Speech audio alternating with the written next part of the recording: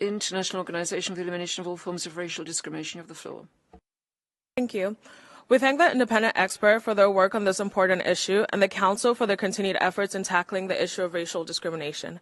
However, we remain concerned about the exponential rise in hate speech towards different racially marginalized groups that ultimately correlates to the rise in hate crime. Across different countries, people of African descent continue to be victims of racial injustices, and the systems in place that should be aimed at protecting them pose to be the very systems that subject them to these injustices.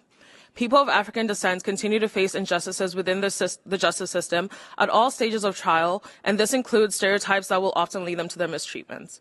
Patrick Leola, Sonia Massey, and many other Black people have been victims of excessive use of force and blatant discrimination because of their skin color. We cannot afford to continue to have Black lives, human beings, be statistics any longer. Human rights require all of us to be regarded as humans, and this includes persons of African descent. Therefore, we ask the Council and the international community to further push for the dissemination of information addressing the root causes of prejudice against persons of African descent.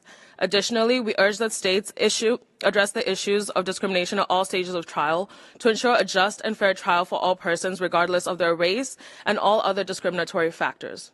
Finally, we urge that states fully implement the DDPA to further ensure that there are measures in place to ensure the safeguarding of all rights for all people, but also ensuring the protection of rights of all persons of people of African descent. Thank you.